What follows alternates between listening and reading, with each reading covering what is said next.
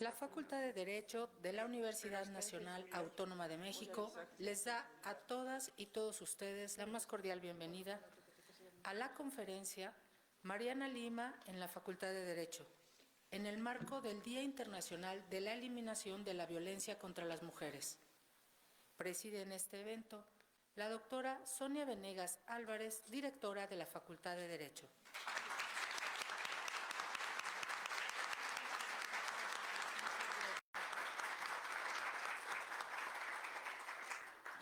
Doctora Zoraida García Castillo, directora de la Escuela Nacional de Ciencias Forenses.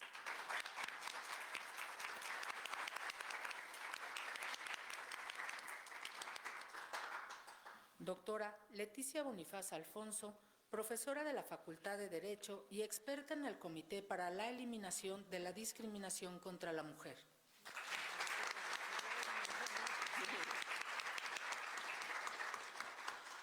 Doctora Carla Iracema Quintana Osuna, encargada de la elaboración del proyecto de sentencia.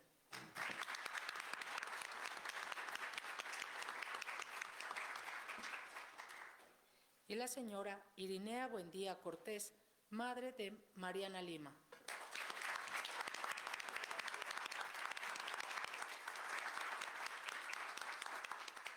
Saludamos la presencia en este auditorio de autoridades universitarias, profesoras, profesores y estudiantes de nuestra facultad. Iniciaremos nuestro evento con un mensaje de la doctora Sonia Venegas Álvarez, directora de la Facultad de Derecho.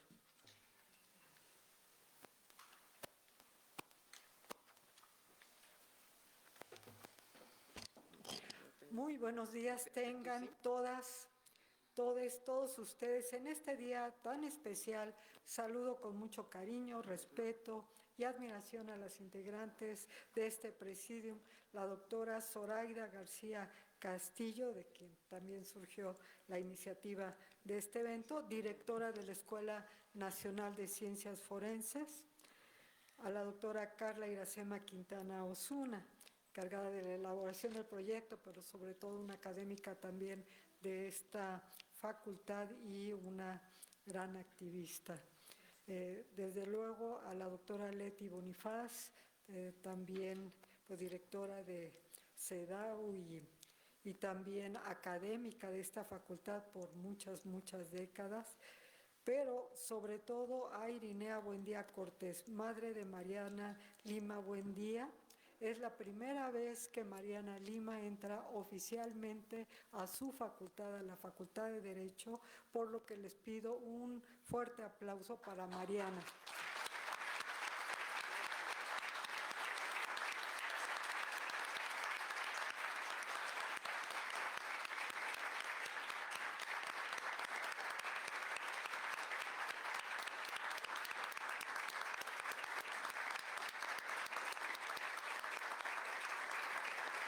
Gracias. El día de hoy nos reunimos en la Facultad de Derecho en el marco del Día Internacional de la Eliminación de la Violencia contra las Mujeres, con un propósito que nos obliga tanto a la reflexión profunda como a la acción concreta: honrar la memoria de Mariana Lima Buendía.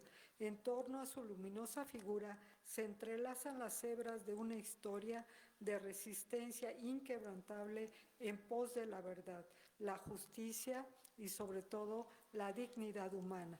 En esta jornada evocamos con respeto y sensibilidad el recuerdo de Mariana y extendemos nuestros abrazos y solidaridad a su madre, quien ha sido testigo del dolor y la lucha por un mundo más justo. El caso de Mariana Lima Buendía representa mucho más que una resolución judicial. Es un testimonio del profundo daño que la violencia de género sigue causando en nuestra sociedad y de las fallas sistémicas que perpetúan la impunidad. Mariana, como muchas otras mujeres, fue víctima de un entorno de violencia que la sociedad y las instituciones permitieron. Su muerte fue inicialmente catalogada como un suicidio y un claro intento de invisibilizar las circunstancias que la rodearon. Sin embargo, la valentía de su madre Irinea Buendía, al enfrentar a un sistema de justicia que con frecuencia margina y descarta la perspectiva de género, marcó un antes y un después en nuestro país en dicha materia. En 2015, la Suprema Corte de Justicia de la Nación emitió una sentencia histórica que no solo reabrió el caso de Mariana, sino que estableció estándares indispensables para la investigación de muertes violentas de mujeres. Se convirtió en un mandato claro. La perspectiva de género no es opcional, es una obligación jurídica y ética en la búsqueda de la verdad y la justicia. Si bien es cierto, la sentencia estableció una reparación integral en el caso de Mariana, también lanzó un mensaje claro a la sociedad y a las instituciones. La violencia de género debe ser erradicada desde su raíz y para ello es necesario que el derecho y las políticas públicas actúen de manera decidida. Lamentablemente, América Latina enfrenta una crisis profunda en materia de violencia de género. Según datos de la ONU, al día 11 mujeres en promedio son asesinadas, muchas de ellas bajo circunstancias que responden a patrones de feminicidio. Estas cifras no son solo números, son vidas truncadas, sueños arrebatados y familias devastadas, como el caso de Mariana. Ciertamente, la violencia de género no ocurre en el vacío, ya se encuentra anclada en una estructura social que históricamente ha relegado a las mujeres a roles secundarios, que ha tolerado la discriminación y que muchas veces ha normalizado el abuso. Por ello, honrar el caso de Mariana Lima es también honrar a todas aquellas mujeres cuyos nombres no conocemos, pero cuyas vidas han sido silenciadas por la violencia y la impunidad. Es un recordatorio de que nuestro deber no termina en las aulas ni en los tribunales, debe extenderse a todos los espacios en que podamos influir para transformar esta terrible realidad. Las y los juristas del futuro, aquí presentes, tienen una responsabilidad aún mayor. No solo deben aplicar la ley, sino ser agentes activos de cambio en una sociedad que necesita transformarse a fondo.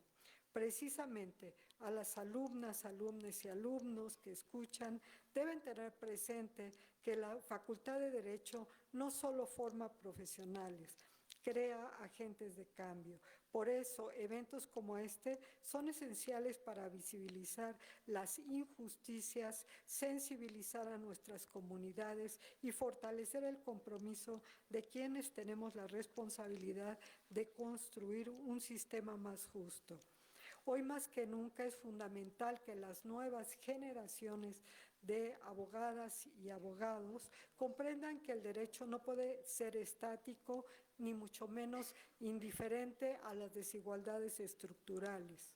Incorporar la perspectiva de género en nuestra práctica profesional no es una cuestión veleidosa, es un acto de justicia que debemos a las mujeres que, como Mariana, han sufrido las consecuencias de un sistema que les dio la espalda. El caso Mariana Lima ofrece lecciones invaluables desde dos perspectivas fundamentales. Por un lado, desde lo jurídico, nos enseña que la justicia debe ser activa y comprometida.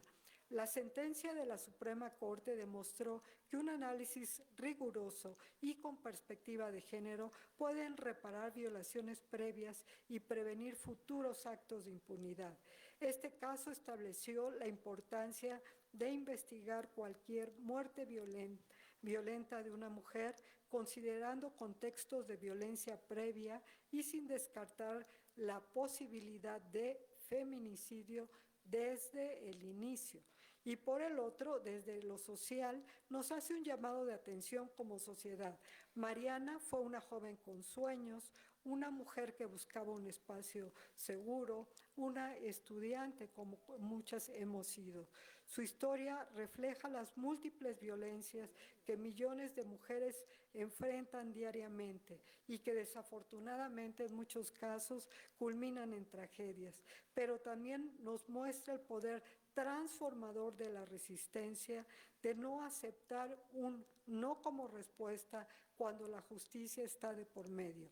En este sentido, quiero dedicar un momento especial a Irinea Buendía, madre de Mariana, cuya valentía nos ha inspirado a todas y todos.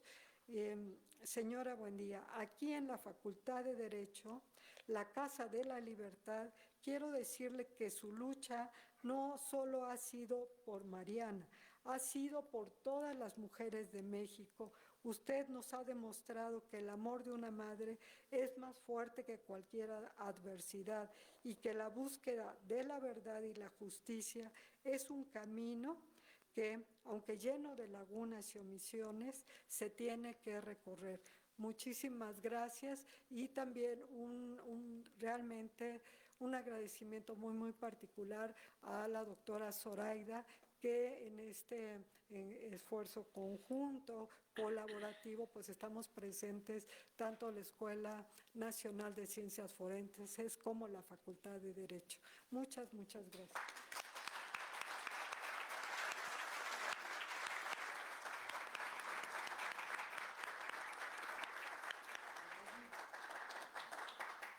Damos paso ahora al mensaje de la doctora Zoraida García Castillo, directora de la Escuela Nacional de Ciencias Forenses.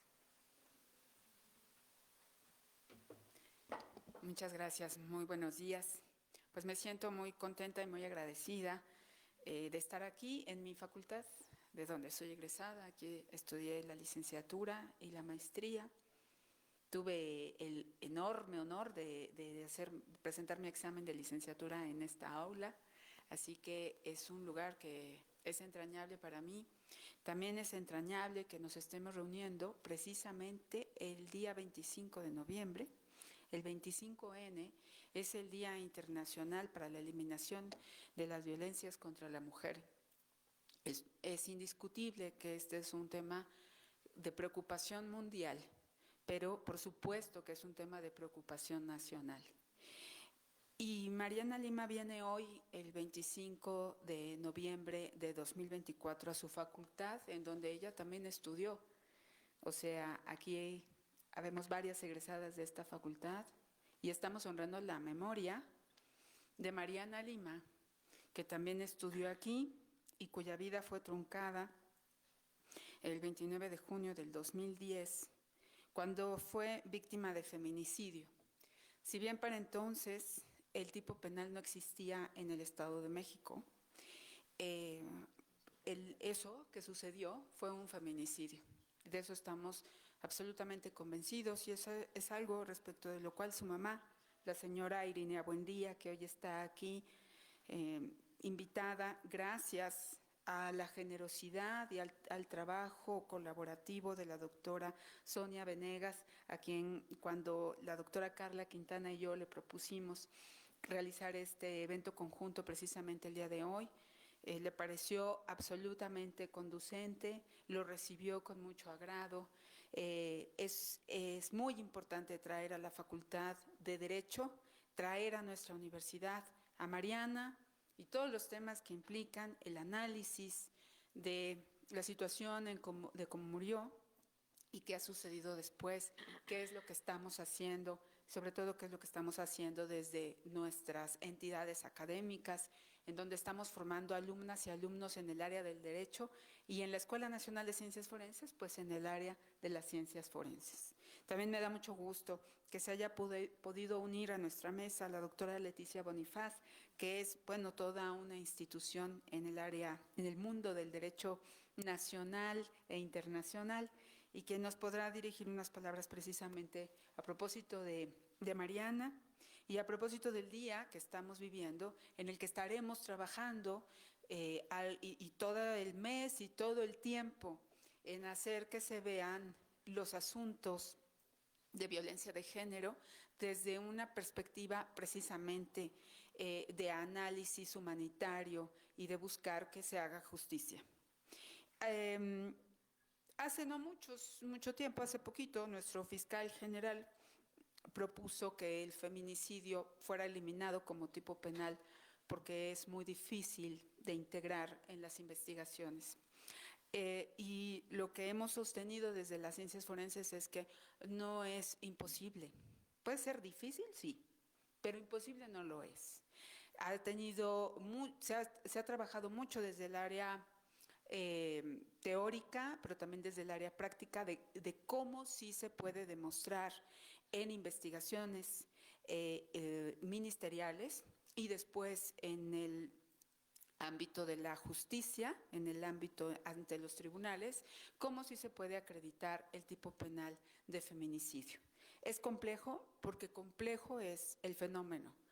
Es un fenómeno que no se da aislado, que se encuentra en un contexto social, que hay que estudiar en forma sistemática y que hay que combatir también en forma sistemática. No solo combatir, sino también prevenirlo, investigarlo, judicializarlo y después en ejecución, hacer que el trabajo de combate sea eficiente para eliminarlo, porque esto no puede seguir creciendo como ha venido creciendo. La doctora Sonia Venegas ya nos decía los índices de violencia feminicida que existe hoy día en nuestro país, y es cierto, y no la hemos podido bajar en muchos años. Entonces, no es posible que sigamos trabajando de esta manera. Desde la Escuela Nacional de Ciencias Forenses nos estamos preocupando y ocupando en que nuestras y nuestros egresados tengan una formación de género en la investigación forense. En la UNAM tenemos la obligación de que todos tengamos una cultura de género y de igualdad y de respeto en nuestro ambiente académico. Pero una cosa distinta, y eso creo que también nos toca hacerlo en la Facultad de Derecho, es que necesitamos crear herramientas, que nuestro alumnado y nuestros egresados, nuestras egresadas, tengan herramientas para hacer investigaciones. Aquí se están formando futuros agentes del Ministerio Público, futuros defensores, jueces y juezas que requieren de perspectiva de género en su actuar. La perspectiva de género también hay que aplicarla en lo forense, en la investigación. Por eso una necropsia ante la violencia feminicida tiene que realizarse con perspectiva de género, y eso significa exhaustividad y la toma de todas las pruebas y el análisis necesario para poder identificar violencias precedentes, y lesiones de defensa de la mujer cuando estaba siendo agredida, y todos aquellos indicios, por ejemplo, también de violencia sexual que se pudiesen recoger. Y no solo estamos hablando de la necropsia, que es el área biológico, sino también del área social, del análisis psicológico, el análisis de contexto, cómo acercarse a la víctima y a las víctimas colaterales, a las víctimas secundarias, que no son tan secundarias, para entrevistarlas y no revictimizarlas. O sea, las técnicas tienen que estarse generando, cultivando y haciéndose avanzar. Eso fue algo que se hizo ver por parte de la Suprema Corte cuando se resolvió este asunto, y por ello pasó a ser un ícono, la sentencia en el caso de Mariana, pasó a ser un ícono en el mundo jurídico y en el mundo forense del deber ser de las investigaciones de las violencias contra las mujeres. Hoy día todos lo estudiamos, y a partir de entonces tenemos parámetros para actuar en ambos campos, el jurídico y el científico y técnico que coadyuva en la investigación de los hechos. Entonces, por eso es muy importante que hoy nos estemos reuniendo, que lo platiquemos, que tengamos una mesa en donde esté la señora Irinea Buendía, en donde estén todas, ella representando a tantas mujeres que están buscando justicia para sus hijas, para sus hijes. Y nosotros aquí, en la academia, dedicar esta jornada al análisis de estos temas, porque no se trata solo de una fecha, es una fecha icónica, es una fecha en que tenemos que regresar nuestra vista a lo que estamos haciendo desde la academia, en la formación de personas, en la generación de nuevo conocimiento. Por eso le agradezco y le reconozco tanto a la doctora Sonia Venegas esta oportunidad. Es verdaderamente muy importante, tanto para la doctora Carla Quintana y para mí, que tengamos este espacio conjunto y que sigamos generando nuevas acciones de este tipo alrededor de los temas de análisis de violencias, de combate a las violencias contra las mujeres. Muchas gracias.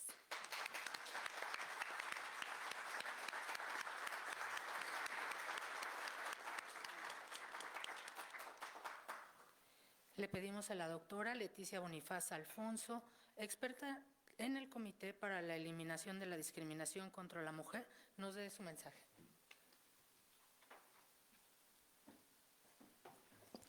Muchísimas gracias. Pues me siento muy honrada de estar hoy en mi facultad y con esta compañía maravillosa. Gracias, Zoraida, por organizar esto. Gracias, Carla, por estar aquí. Gracias a nuestra directora por su siempre acompañamiento en los temas que interesan tanto a las mujeres de México y el mundo. Y a doña Irinea, todo mi cariño. Hace justo una semana nos encontramos en Washington, doña Irinea y yo, en un vuelo que fue demorado 4 horas y estábamos pues muy angustiadas porque íbamos a llegar en la madrugada a la ciudad y yo le platiqué la agenda que tenía al día siguiente que estaba muy cargada, pero cuando ella me platicó la suya, yo me olvidé del cansancio. En ese momento dije, no, pues hay niveles de lucha y de compromiso, y así que no tengo ya ni el derecho a estar cansada después de escucharla, señora. Bueno, yo tuve la posibilidad de ver cerca de Carla no solo cómo se fue haciendo las sentencias y cómo se llegó a ella. Carla va a hablar muy profundo sobre estos temas, pero sí quiero hacer primero la referencia al día que hoy se conmemora.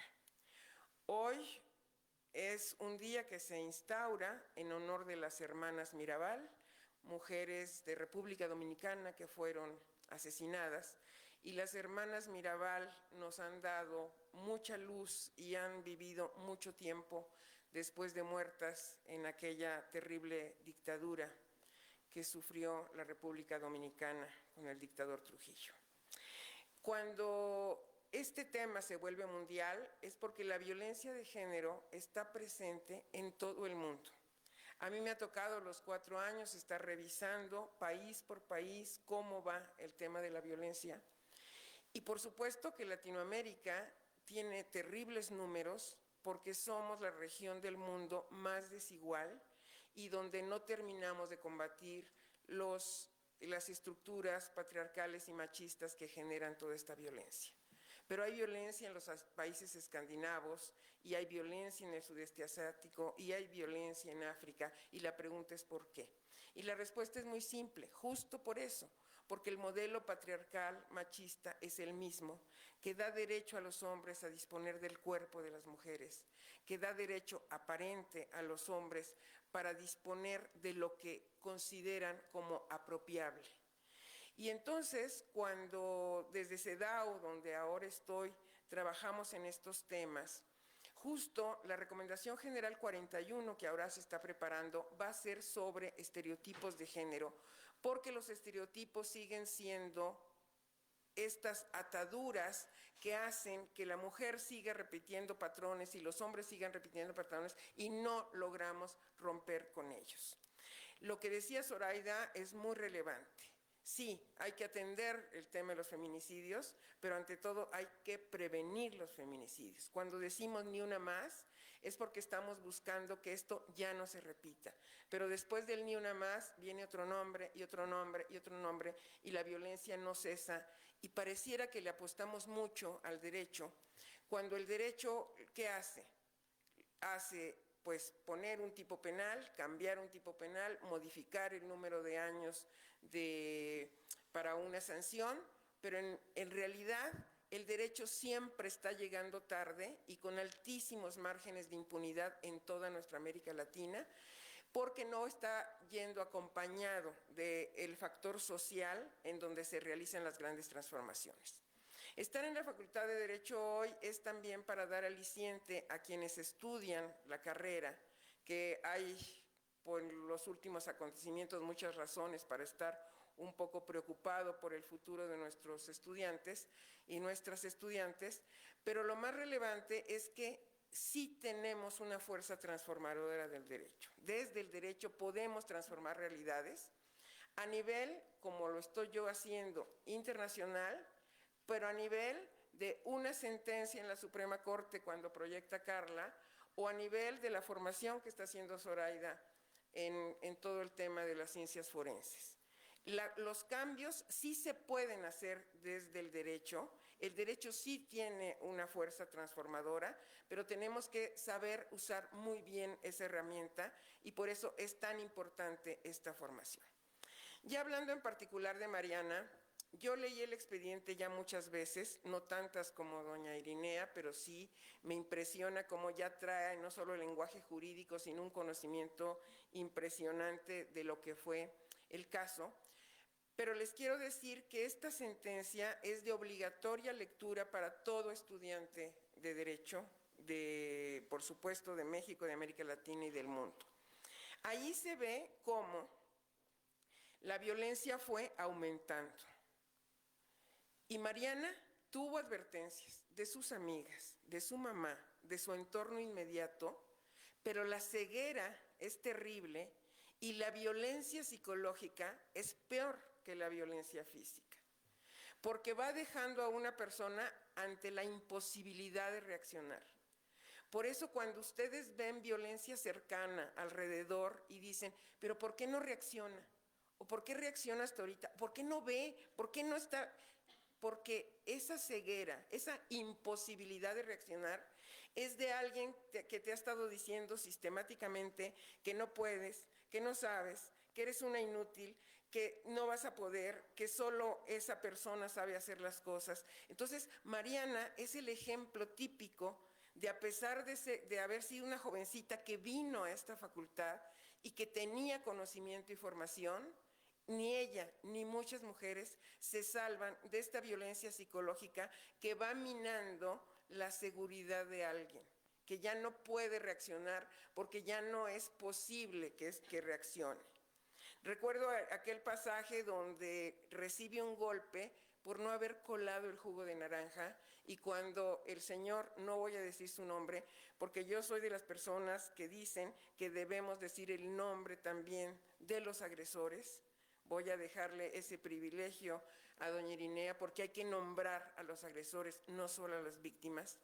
Nosotras vemos en los desfiles, en las marchas del 8 de marzo, nombres de mujeres, una y otra, y en esta maravillosa canción de Vivir Quintana, nombres de mujeres. ¿Y dónde quedan los agresores? Los agresores quedan fuera de nuestra vista y hay que nombrarlos, hay que identificarlos, hay que ponerles también a ellos rostro.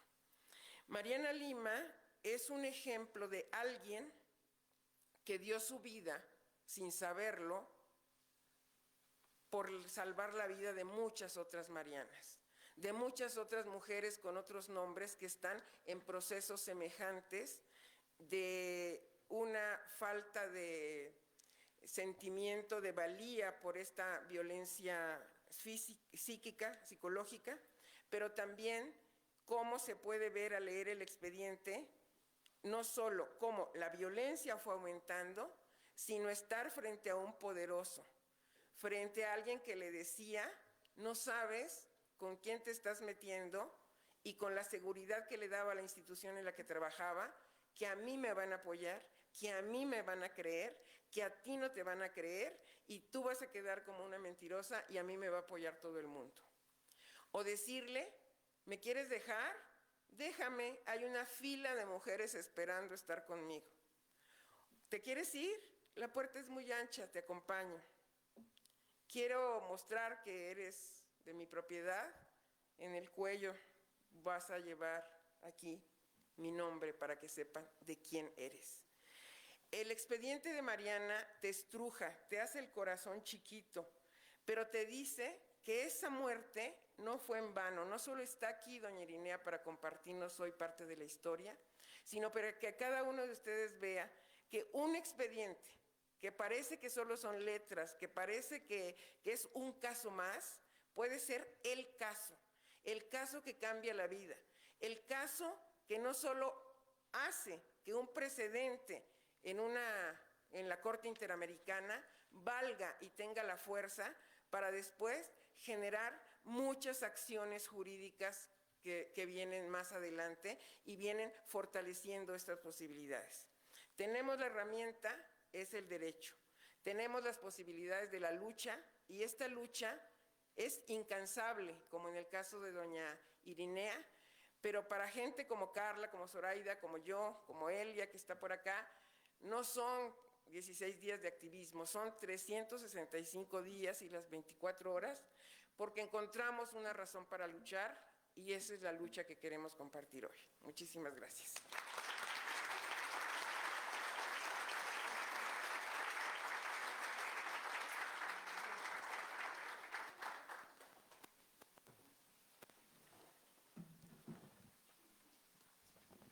A continuación tenemos el mensaje de la doctora Carla Iracema Quintana Osuna, encargada de la elaboración del proyecto de sentencia.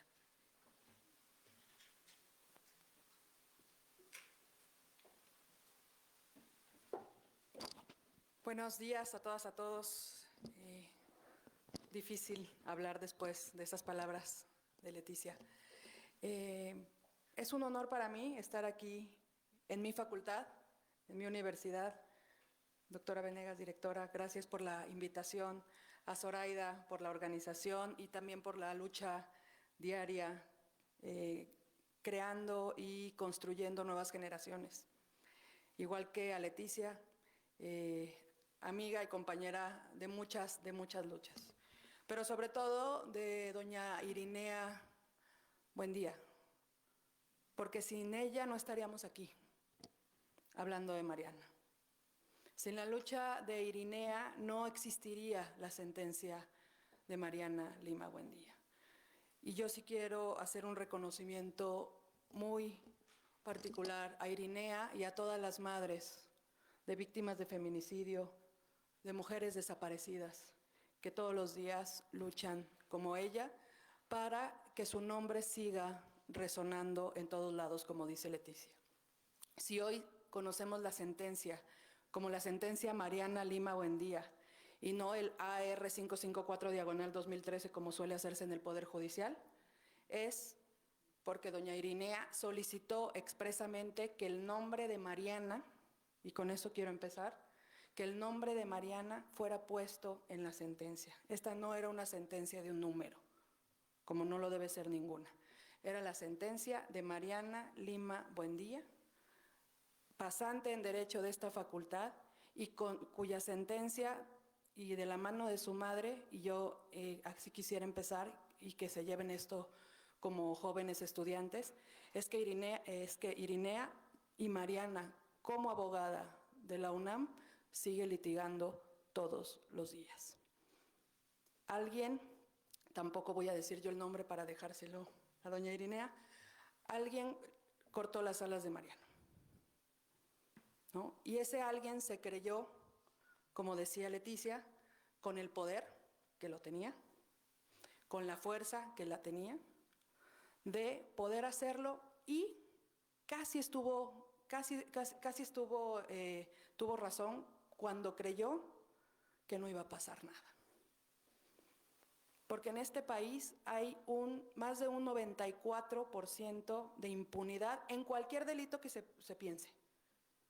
Y cuando pensamos en impunidad, los datos de donde vienen esta información es que un caso llegue ante un juez, que se judicialice. No que tenga una sentencia condenatoria o no, simplemente que llegue. Entonces, cuando estamos hablando de feminicidio, cuando estamos hablando de mujeres desaparecidas, cuando estamos hablando de tortura, cuando estamos hablando de graves violaciones a derechos humanos, ese índice de impunidad crece aún más. Por eso es que el caso de Mariana Lima Buendía, hija de Irinea, es excepcional, lamentablemente excepcional en este país. Yo tuve la oportunidad, como se ha dicho, de recibir el expediente en la Suprema Corte de Justicia como secretaria de Estudio y Cuenta para elaborar el proyecto de sentencia de fondo. Pero antes hubo una solicitud de atracción de las abogadas y los abogados de doña Irinea para que la Corte conociera de este caso por relevancia y trascendencia. Y aquí me quiero parar un momento con ustedes, jóvenes abogadas y abogados. Imagínense que reciben una sentencia, un expediente, y entonces dicen, este es un terrible feminicidio, como hay tantos en este país. Ya nos recordaba la directora que aproximadamente 11 mujeres son asesinadas todos los días. Y 22% de 111,000 o 115,000 desaparecidos son mujeres, ¿no? Entonces, cuando uno recibe un expediente de esta naturaleza, lo primero que piensa es lamentable, es terrible, estruja el corazón ver un expediente de esta naturaleza siempre, pero uno piensa, seguramente ya están los estándares, ¿no? México es un país feminicida, México es un país violento, lo sabemos. No solo pensemos en violencia feminicida, pensemos en violencia psicológica, pensemos en violencia sexual, pensemos y sobre todo pensemos en violencia institucional. Este caso nos muestra perfectamente también el caso de la violencia institucional, porque como lo decía Leticia, el patriarcado permea, no solo en México, no solo en América Latina, en todo el mundo, en todas las instituciones, y el derecho es patriarcal. Lo estamos despatriarcalizando, o lo estamos intentando, pero el derecho es, por naturaleza, patriarcal. No hay normas que son abstractas y nos afectan a todos de manera igual. No vamos a dar clases aquí de los impactos desproporcionados, pero ustedes ya debieron de haberlo llevado en sus clases. ¿Por qué digo que este caso también muestra la violencia patriarcal institucional contra las mujeres? Muestra cómo los casos no llegan. No llegan pues llega la madre de Irinea. Irinea Buendía desde el día 1, desde el minuto 1, desde el segundo 1, que ella supo que su hija ya no estaba viva, dijo quién la mató, y lo ha estado señalando desde ese momento. Y tardaron años, al menos 5, para que hubiera una sentencia que le dijera, ¿no?, que la escuchara. Se enfrentó a servicios periciales, se enfrentó a ministerios públicos, se enfrentó a fiscales, se enfrentó a jueces, ¿no? Y finalmente llega el caso ante la Suprema Corte por una solicitud de atracción. No crean que se me olvidó, quienes han sido mis alumnos luego ya saben que no es que se me olvide, ya regresé al tema. Llega la solicitud de atracción porque de manera natural el caso no hubiera llegado tan fácilmente, ¿no? Y entonces cuando una empieza a tratar de, pues, analizar el caso y empezar a escribir un proyecto de sentencia, uno dice, bueno, tiene que haber muchísimos precedentes de violencia de género en este país, que ya fue condenado por la Corte Interamericana en el campo algodonero, que ya recibió la visita de la relatora de Naciones Unidas y de la Comisión Interamericana respecto a la violencia contra las mujeres, que ya sabemos lo que está pasando en Chihuahua y en todos los estados del país, y no. La Suprema Corte no tenía estándares sobre qué hacer en casos de feminicidio, cómo investigar un feminicidio, cómo analizar desde el punto de vista forense un feminicidio, cómo juzgar con perspectiva de género. Y lo tuvimos que retomar de los estándares internacionales. Ahí ya no me voy a quedar, como dice Leticia, todas y todos tendríamos que leer esa sentencia por lo que representa no solo para el caso de Mariana y para Irinea, sino para toda la población mexicana. La sentencia de la Suprema Corte dice al final, entre varias cosas, en materia de reparación, entre paréntesis, si se puede reparar a través del amparo, esta sentencia lo muestra, que esta sentencia y que la Suprema Corte, en el caso concreto, tiene la obligación de mandar un mensaje para abolir este tipo de violencia. La Corte Interamericana, en el caso Campo Algodonero, le dijo a México, y hasta en mi entendimiento es la única sentencia internacional que dice esto, no sé, Leticia me dirá, donde dice que el Estado mexicano tiene que hacer todo lo que tenga en su alcance para erradicar la violencia contra las mujeres, que no solo es física, insisto, no pensemos en solo física. Yo estoy segura que ninguna de las mujeres que estamos aquí presentes, ni ninguna de las mujeres que viven en México, se salva de un tipo de violencia. Ni una.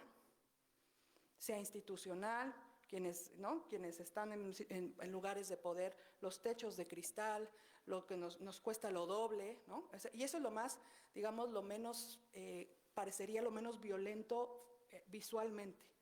Quienes la vivimos no lo vemos así, pero, digamos, cuando pensamos en violencia contra las mujeres tenemos que pensarlo desde todos los ángulos. No quiero tomarme más tiempo porque quisiera más bien que escucháramos a Irinea.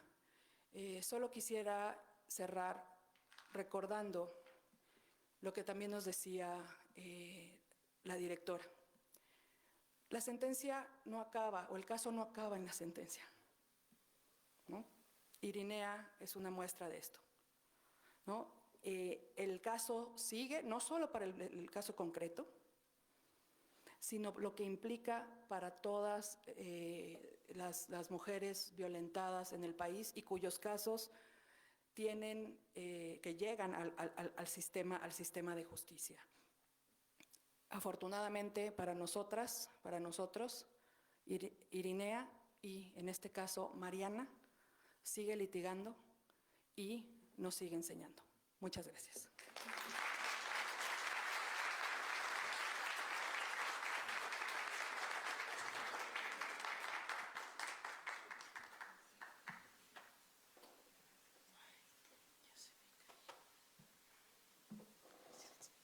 Es momento de escuchar a Irinea Buendía Cortés, madre de Mariana Lima.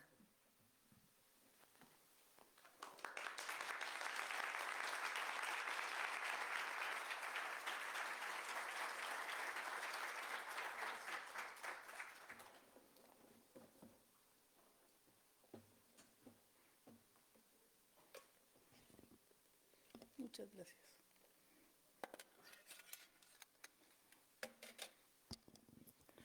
Buenos días a todas y todos.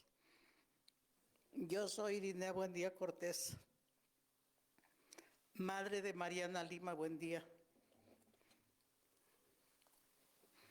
la joven de la sonrisa eterna. Me siento muy emocionada de estar en este lugar que fue su facultad de mi hija.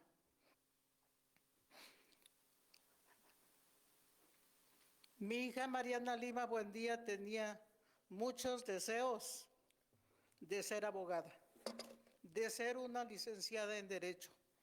Desgraciadamente, este sujeto asesino feminicida se sintió con el derecho de quitarle la vida.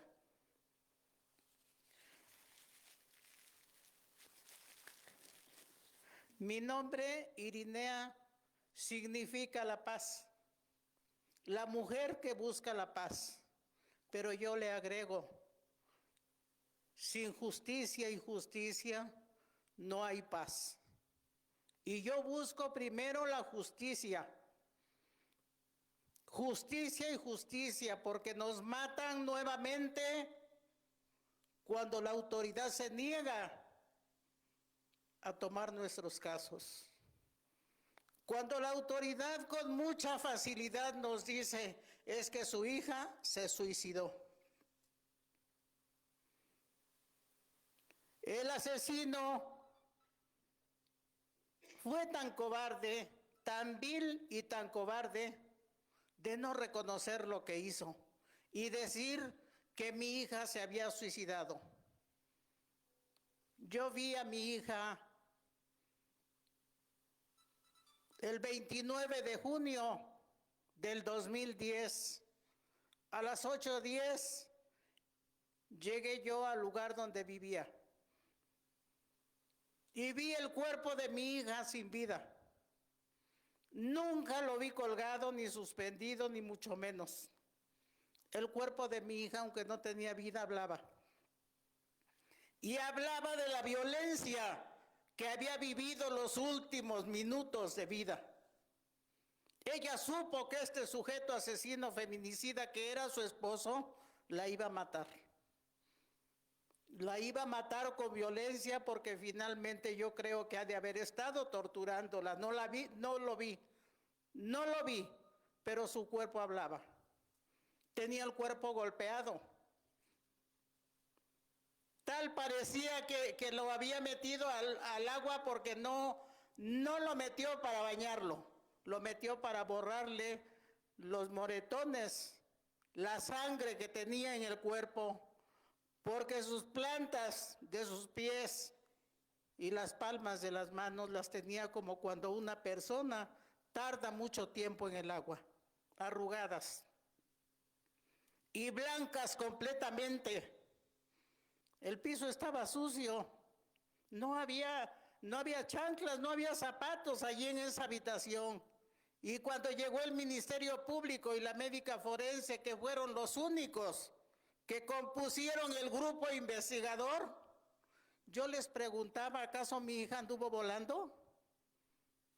No me contestaban.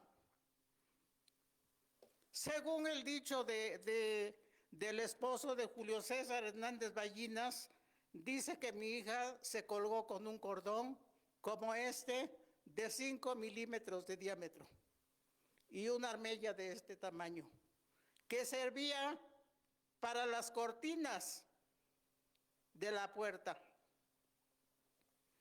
Yo estuve haciendo las pruebas de resistencia de este cordón y este cordón aguanta 14 kilos y medio. Mi hija pesaba 66 kilos. Yo me colgué con un cordón de estos no para matarme, sino para ver cómo quedaba en el cuello el trazo.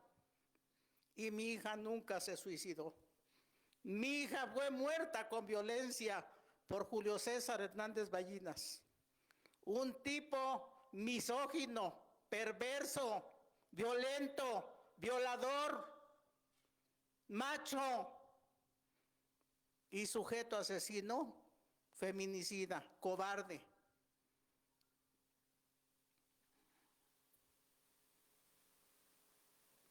Cuando hicieron el primer dictamen de alcoholemia, dijeron que tenía 133 miligramos de alcohol en la sangre. Con esa cantidad de alcohol ni siquiera podía sostenerse en pie. Si con .04, cuando hacen los operativos para que ya no manejen del alcoholímetro, no los dejan ya manejar porque dicen que no pueden conducir un automóvil. No me imagino cuánto puede ser 133 miligramos en el cuerpo de mi hija. Un médico forense de los que hicieron más adelante la segunda necropsia me dijo que no se podía sostener en pie. Mucho menos hacer el mecanismo con las cuerdas y subirse a un buró, echarse la lazada y aventarse y caer perfectamente sentada. Era imposible. Además, en la última declaración que le hacen al sujeto asesino feminicida, le dicen de dónde le cortó 30 centímetros de la parte superior de la cabeza y 20 de la parte superior al cuello, son 50. 60 que colgaban de la armella es 1.10. Mi hija medía 1.60, son 2.70. Y del piso a la armella eran 2.13. Sobraba cuerda, 57 centímetros sobraban. Ni sentada, ni parada, ni acostada podía haberse suicidado. Pero al sujeto asesino feminicida se le hizo muy fácil decir, ¿se suicidó? A mi esposo y a mí nos vio tan tontejos que dijo, no van a decir nada. Pero se llevó una sorpresa. Desgraciadamente mi esposo murió hace 6 años. Ya no vio la justicia a medias que nos han dado. Cuando llegó el Ministerio Público y la médico forense me sacaron de la habitación porque dijeron que no podían hacer las diligencias en cita. Estuve revisando el baño, había allí cuchillos recargados en la pared. Vi que bajaba Julio César Hernández Ballinas, no oí si le dijeron que se saliera. Iba bajando y después ya bajé yo, y bajó porque habían llegado los policías municipales que mi hija había llamado. Y les dijo que se largaran inmediatamente, pero al rancho de López Obrador. Inmediatamente, no los quería ahí. ¿Qué estaban haciendo? Y bajé y nuevamente lo acusé. La segunda vez que lo acusaba y lo señalaba como el asesino de mi hija. En ningún momento lo negó. Yo le dije, ya debes de estar contento, ya la mataste. Debes de sentirte satisfecho. Pero una cosa sí te digo, te salvarás de la ley de los hombres, pero de la ley de Dios nunca te vas a salvar, y mi Dios va a hacer justicia. Hasta ese momento él me contestó, eso ya lo sé. Qué bueno que lo sepas, le dije. No te imaginas lo que acabas de hacer. Terrible cosa es caer en manos del Dios vivo, y mi Dios va a hacer justicia. En ese momento me dijo que la iba a quemar. Yo le dije que no. Él insistía en que sí la iba a quemar. Y le dije, claro, ¿quieres borrar todas las pruebas y evidencias que el cuerpo de mi hija puedan tener y te puedan acusar? Él dijo que nadie le hacía nada, que por eso era policía judicial. Hace rato que mencionaba la doctora acerca del jugo.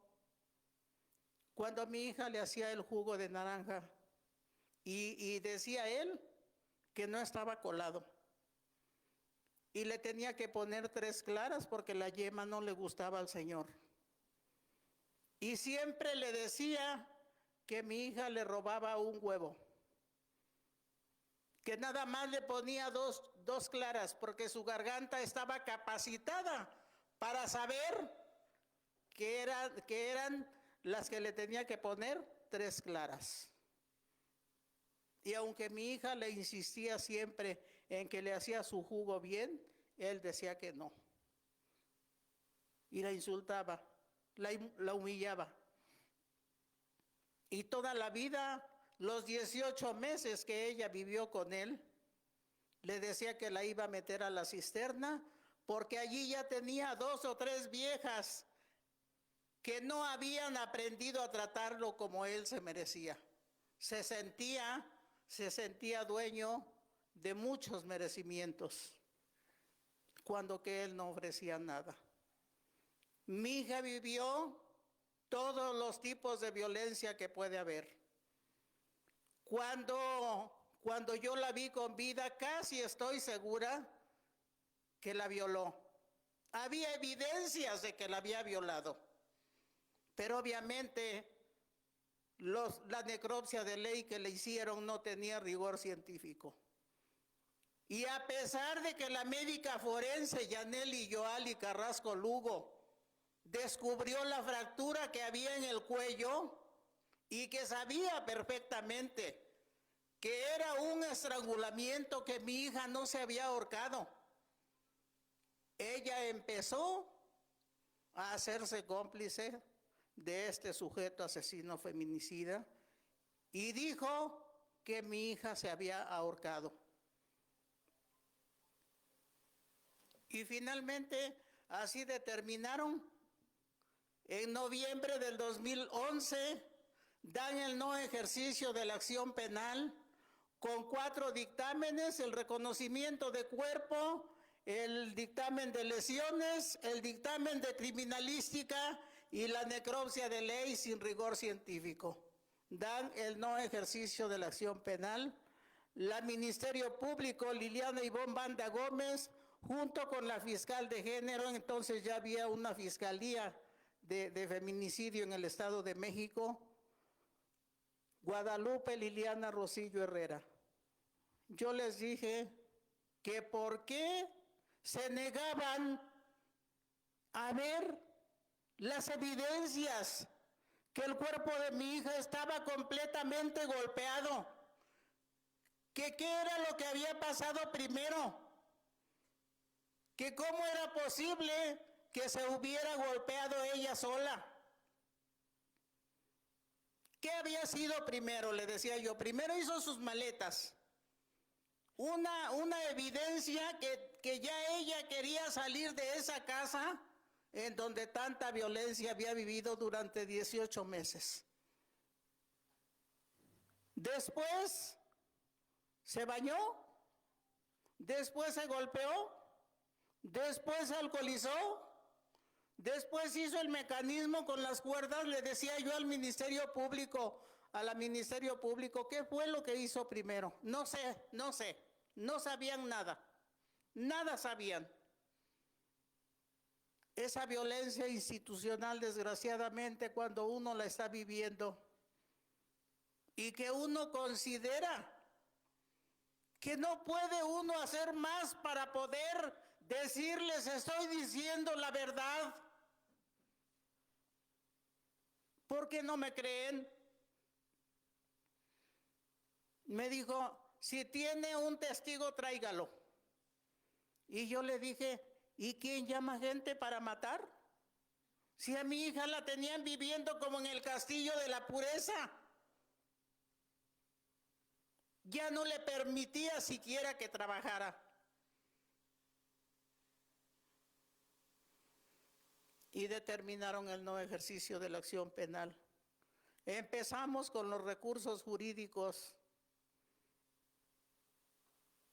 y solicitamos el primer amparo a Toluca y el juez quinto lo rechazó de plano.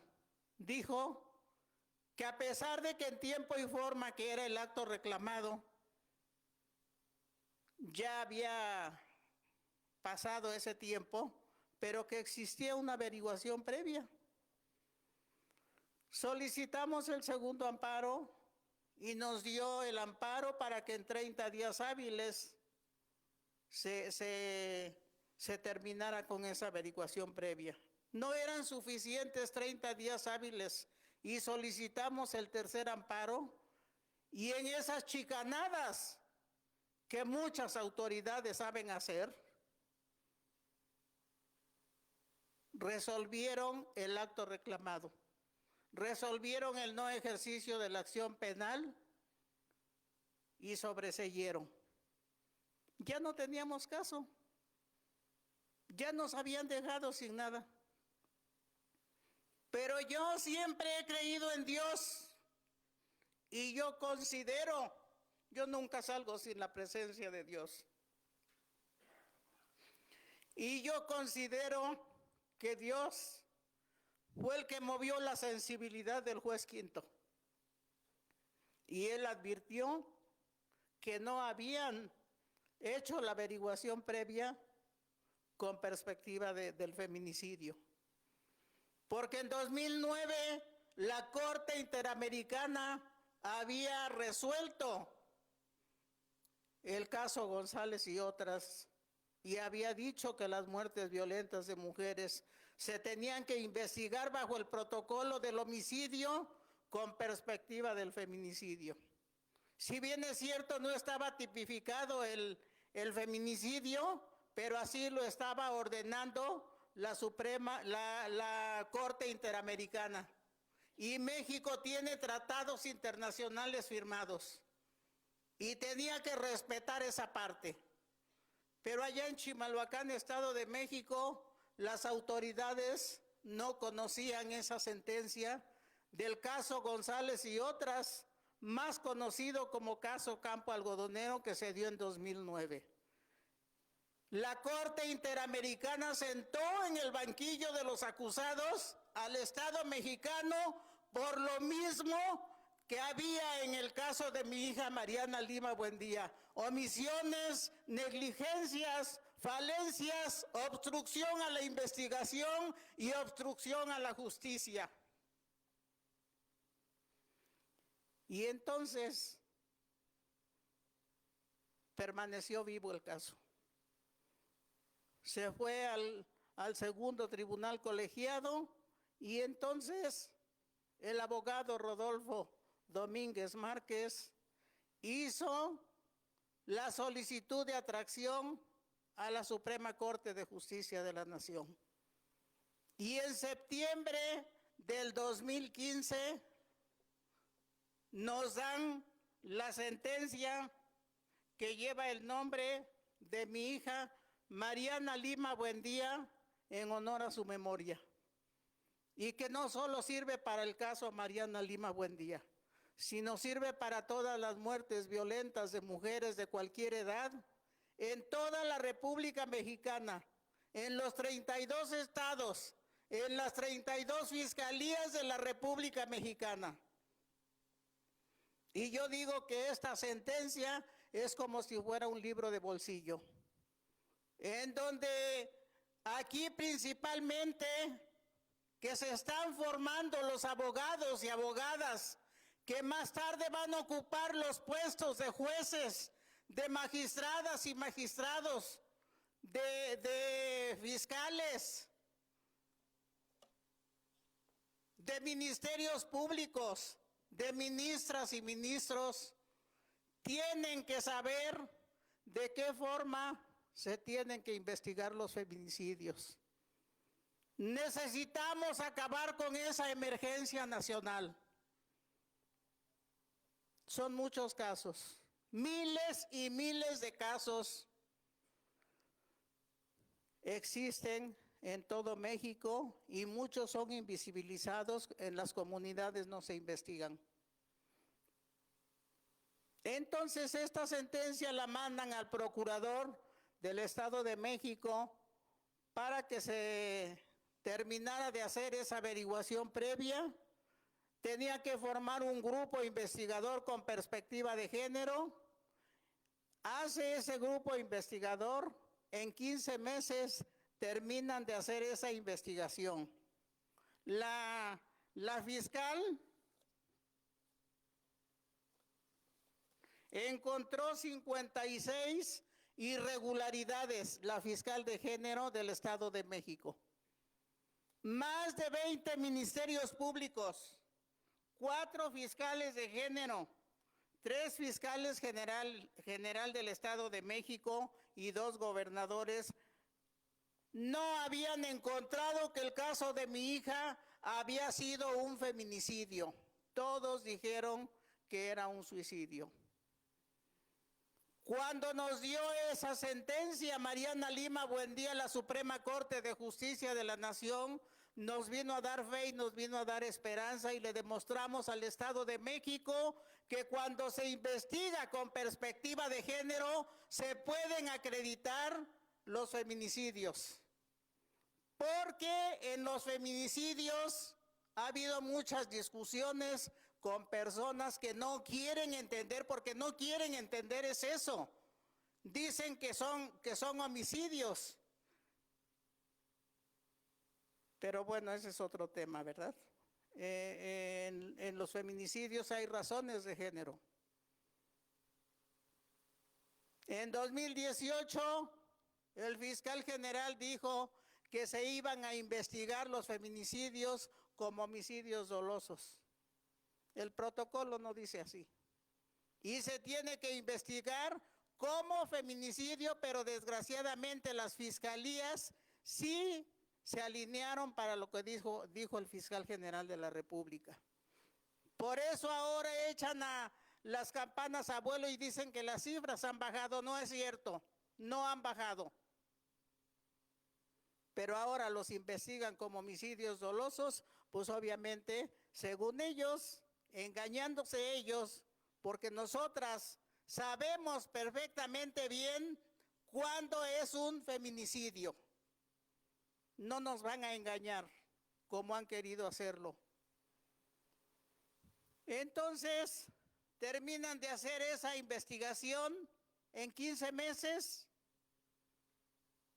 El grupo investigador con perspectiva de género y consigna el caso ante el juez primero de lo penal en Nezahualcóyotl Bordo, da la orden de aprehensión en contra de Julio César Hernández Ballinas y el 23 de junio del 2016 lo aprenden. Pide duplicidad de término porque dice que es inocente, le dan duplicidad de término, no puede demostrar su inocencia y el 29 de junio del 2016 le dan el auto de formal prisión, 6 años más tarde de que había matado con violencia a mi hija Mariana Lima Buendía. Se inicia el proceso que tarda 7 años, 9 jueces nos cambiaron y finalmente el 6 de marzo del 2023 le dan la sentencia condenatoria por 70 años porque lo encontraron responsable de la muerte violenta de mi hija Mariana Lima Buendía, a Julio César Hernández Ballinas, policía judicial del Estado de México, que fue ascendido a comandante después de que ya había matado con violencia a mi hija Mariana Lima Buendía, y obviamente habían dado el no ejercicio de la acción penal porque la Fiscalía no quería tener esa mancha en sus filas.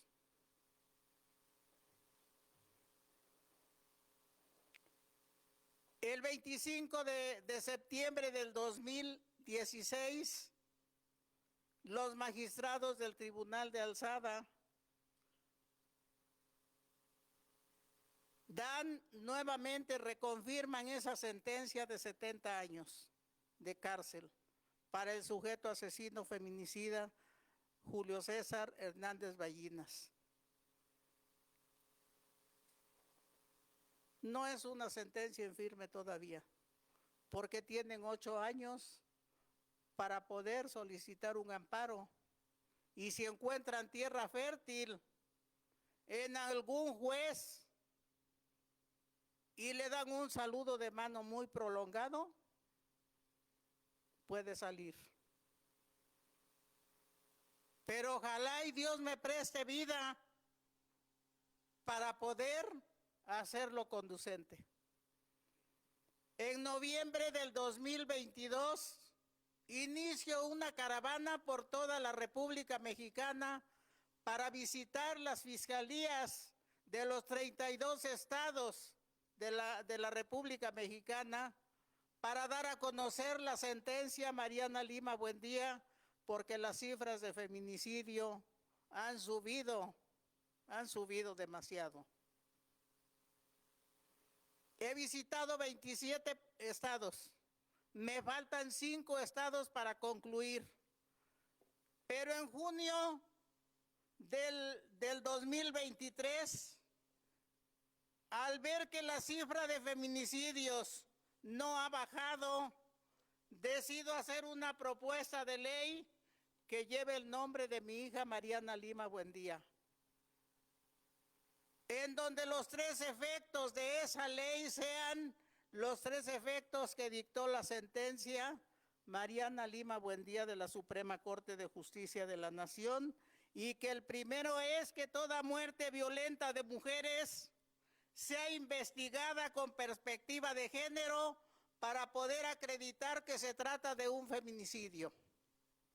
En las 32 fiscalías de los 32 estados de la República Mexicana, incluidos suicidios y accidentes. El segundo efecto es sancionar a los servidores públicos corruptos, negligentes, omisos, que cometen falencias y obstruyen la investigación y obstruyen la justicia. Y el tercer efecto es reparar el daño realizado por las autoridades e impulsar un cambio cultural a partir de la adopción de medidas progresivas específicas para modificar patrones culturales y fomentar la educación y capacitación en perspectiva de género y la administración de justicia. Aquí es donde yo digo, y así lo he propuesto en los estados, en las fiscalías que he visitado, que se tiene que incorporar, que la Secretaría de Educación Pública tiene que intervenir para poder modificar el plan de estudios, y desde el preescolar hasta la licenciatura tiene que incorporar la perspectiva de género y los derechos humanos, porque de otra forma, desgraciadamente, el sistema patriarcal, el chip que traemos como familia, como mujeres o como hombres, no generalizo porque ni son todos los que están, ni están todos los que son. Pero en la mayoría de familias, desgraciadamente, el sistema patriarcal sigue vigente. Y si la Secretaría de Educación Pública realmente quiere acabar con esa emergencia nacional que están viviendo, que estamos viviendo todas las mujeres de todas las edades, porque ahora ya matan con violencia también a niñas y mujeres de la tercera edad. Ya no solamente a jovencitas y a mujeres en edad productiva, ya se les hace fácil matar con violencia a cualquier mujer. Entonces eso es lo que yo considero que tiene que hacer la Secretaría de Educación Pública. Desgraciadamente nos han dado una sentencia, una justicia a medias, porque no hay garantías de no repetición, no hay garantías de satisfacción, no ha habido reparación integral del daño, porque los sujetos dicen que no pueden pagar, son insolventes. ¿Con qué van a pagar? Entonces nosotras lo que tenemos que hacer como madres de víctimas, tenemos que meter un amparo para poder solicitar esa reparación integral económica al Estado, porque el Estado es el que se niega a hacer las investigaciones conforme a derecho. Y si al Estado no lo obligamos, no porque tengamos yo no tengo esa necesidad de dinero, pero sí lo voy a hacer, porque si no obligamos al Estado, el Estado solamente le duele cuando se trata de dinero. Y que el Estado se dé cuenta que tiene que hacer políticas públicas para poder detener esa mano feminicida que se sigue levantando para seguir cortando vidas de nuestras hijas.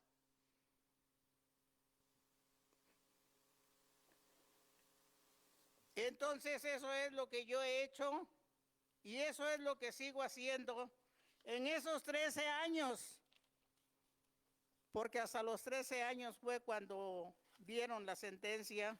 En esos 13 años que yo anduve caminando para buscar justicia, se acumularon 165,798 muertes violentas de mujeres en el país. 108,584 muertes de mujeres por accidentes. 40,915 homicidios de mujeres en México. 16,209 suicidios. Y estas cifras las da Segov y Mujeres y ONU Mujeres. Entonces es muy lamentable, desgraciadamente, lo que estamos viviendo y que finalmente si nosotras y nosotros, porque en todas las familias hay mujeres, hay hijas, hay amigas, hay hermanas, venimos de una mujer, porque hasta ahorita no hay nadie que sea de probeta. Entonces, si nosotras y nosotros no nos unimos a ese grito de auxilio y de justicia con las que estamos pasando ese lamentable hecho, las cifras van a seguir aumentando. Déjenme decirles que en los 27 estados que yo he visitado hay comunidades en donde allí se han invisibilizado los feminicidios, allí no existen, allí los invisibilizan totalmente. No hay quien vaya a hacer investigaciones a una comunidad porque resulta demasiado peligroso, sobre todo en estos tiempos.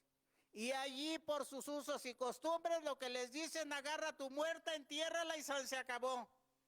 No está la fiscalía de aquí a la esquina, ni tampoco las mujeres madres de las víctimas tienen la economía suficiente como para ir a denunciar y que sobre todo no se soluciona en 24 horas.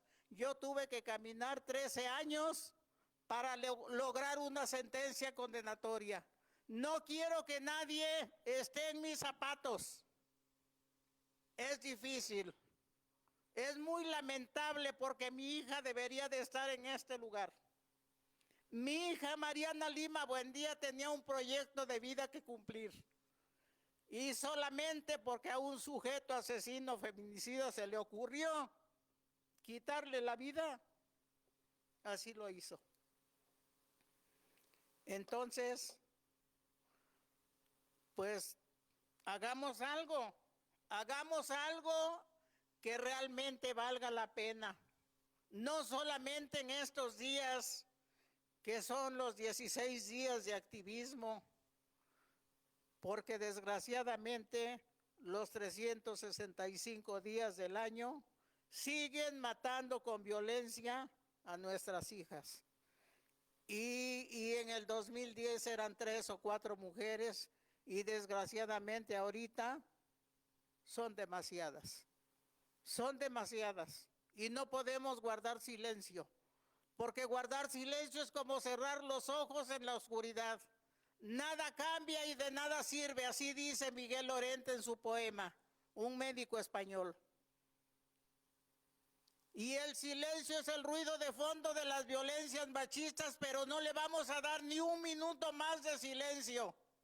Se acabaron los minutos de silencio y se tienen que oír nuestras voces, porque nosotras somos las que estamos en esa exigencia de justicia y justicia. Es cuanto.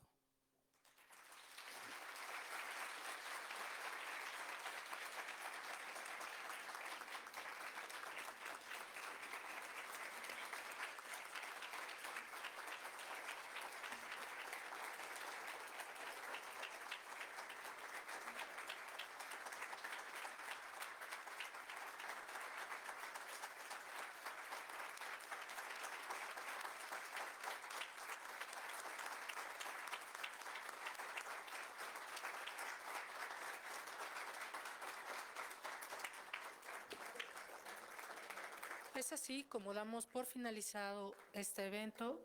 Buenas tardes a todas y a todos. Un Goya para Mariana. Pumas, Universidad.